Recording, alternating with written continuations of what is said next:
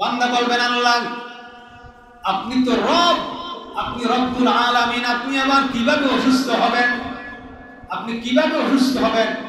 এটা কিভাবে সম্ভব?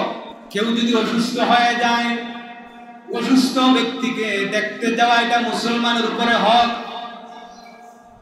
তার পাশে গিয়া বসলেন, তার মাথায় হাত বুলিয়ে দিলেন, সান্ত্বনার বাণী তাকে শোনাইয়া দিলেন, সূরা ফাতিহা পড়ে তার জন্য একটু আপনি দোয়া করলেন। তিরমিজির বর্ণনা, রাসূল কারীম সাল্লাল্লাহু আলাইহি সাল্লাম বলেছেন, কোন মুসলমান যদি সকালবেলা কোন রোগীর বাড়িতে গিয়া তাকে দেখার উদ্দেশ্যে যায়, তার শিওরে বসে থাকে, এর বিনিময়ে ৭০,০০০ ফেরেশতা সকাল থেকে সন্ধ্যা পর্যন্ত আপনার জন্য মাগফিরাতের দোয়া করতে থাকে। সুবহানাল্লাহ। আবার যদি আপনি রাত্রিবেলা কোন অসুস্থ ব্যক্তিকে দেখতে যান, তো নবী বলে ৭০,০০০ ফেরেশতা সারা রাত আপনার জন্য মাগফিরাতের দোয়া করতে থাকে। সুবহানাল্লাহ। তাহলে কি বড় ফজিলত, কত বড় ফজিলত দেখেন। ৭০,০০০ ফেরেশতা আপনার জন্য দোয়া করবে। এজন্য এই সওয়াবের আমরা যেন অংশীদার হতে পারি, অবশ্যই আমরা অসুস্থ ব্যক্তিকে দেখতে যাব।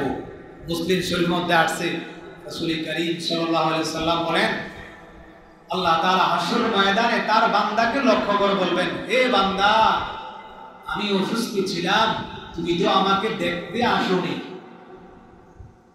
বান্দা তো অবাক হয়ে যাবে, আরে কি বলে?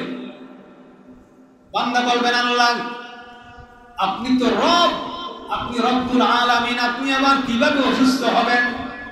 আপনি কিভাবে অসুস্থ হবেন? এটা কিভাবে সম্ভব?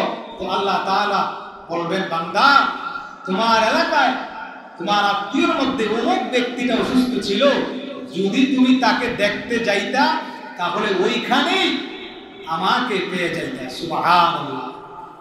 মুসলিমের বর্ণনার মধ্যে আসছে, আল্লাহ তাআলা ধিক্কার দিবেন, সহযোগিতা পারলে করবেন, অসুস্থ ব্যক্তিকে আর্থিক সহযোগিতা, যদি সম্ভব না হয় অন্তত শিউরে বসে তার জন্য দুইটা হাত তুলে আপনি দোয়া করতে পারেন।